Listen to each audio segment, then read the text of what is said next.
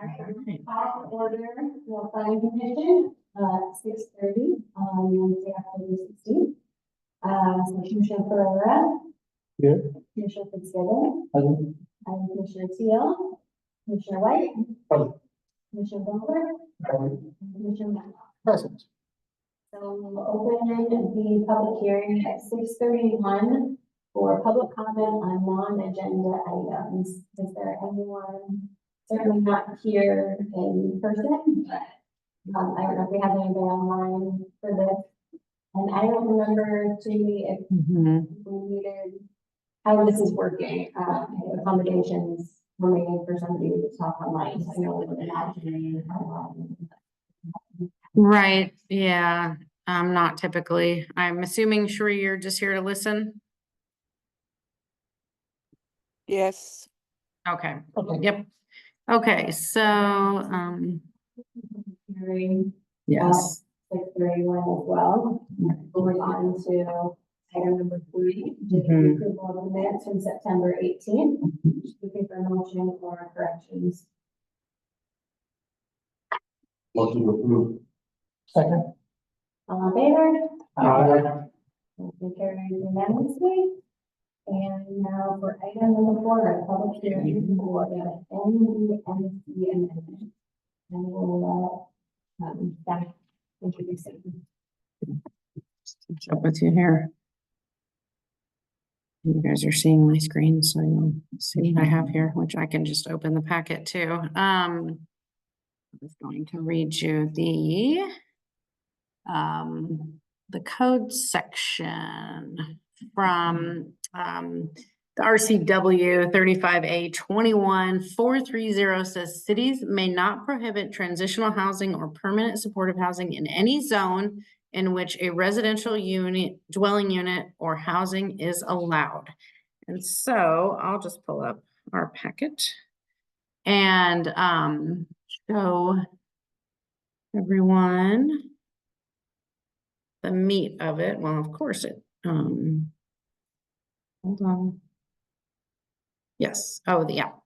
I have the ordinance prepared for council, which combines the emergency housing and emergency shelters, which you already reviewed, and then council committee reviewed, and then we got a letter from Commerce saying that we forgot that piece, or that was something they caught in our code, and it was the transitional housing and permanent supportive housing. And so what we're doing is combining those two. So the ordinance will show these 2 lines for transitional housing and then the emergency, which you already looked at. And again, the distinction is transitional instead of a conditional use permit. It's permitted in every zone that allows residential and zones that allow hotels. And then the council committee had commented on hotels and their desire to have them be allowed in EP1. So that also was added in. And so the shelters are not allowed, the more temporary shelters are not allowed in a low density or a single family zone.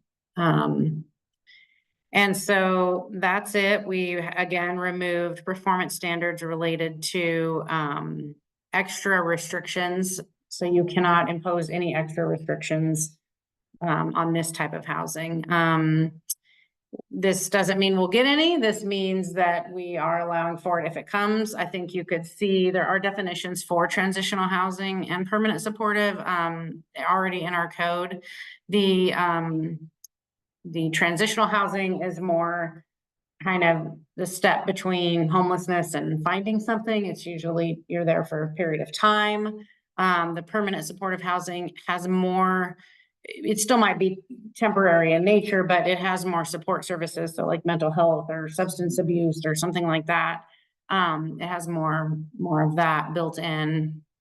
And then like we talked about with the emergency shelters before, those are more temporary in nature.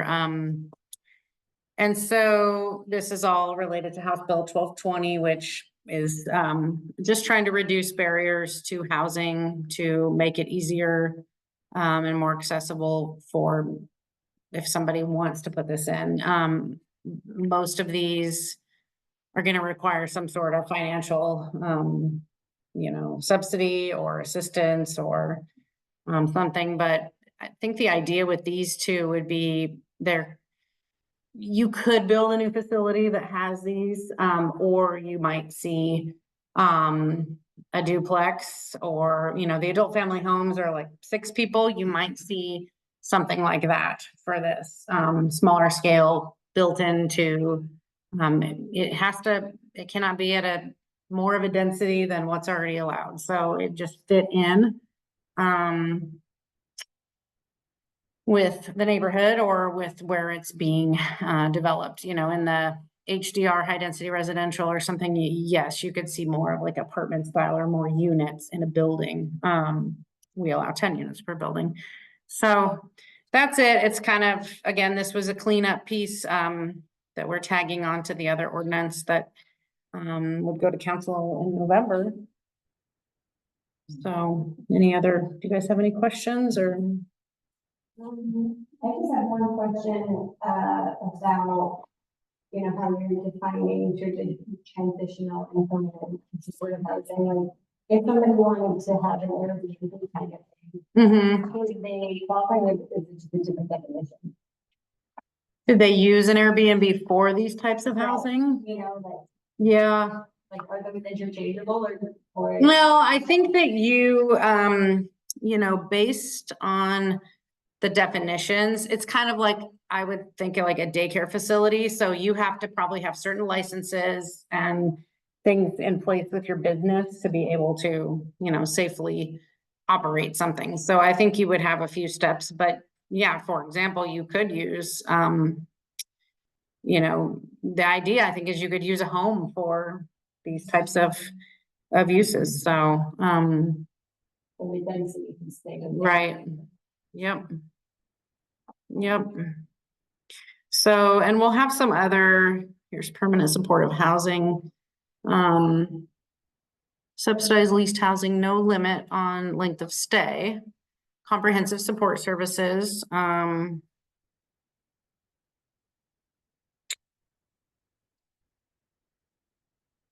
then that's temporary or transitional. Yeah. They're 2 different things. Yeah.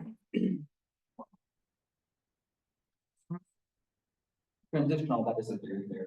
Mm-hmm. Yeah. Provides housing and support services to homeless individuals or families for up to 2 years. Yeah. So, we will have a few other, like I said, we're gonna bring the kind of really necessary changes that go with the comp plan to you next. And then we've already, I think, talked about, but we'll bring you the accessory dwelling unit and some of the other requirements. This is just one of the other ones and was caught. So yeah. So at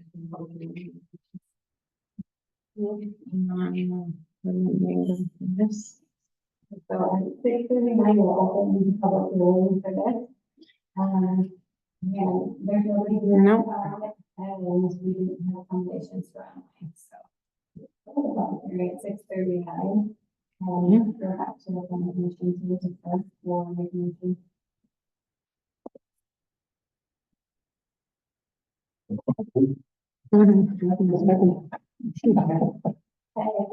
in favor? And opposed? So we did that motion in item 4. Item 5 was. Oh, that's fine. Yeah.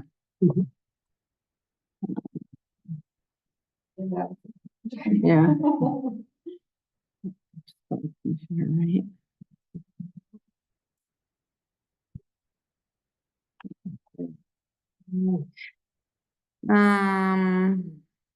Okay. You guys wanna? Wow. You know, I thought 20 minutes, but no. Thank you, everybody. Right.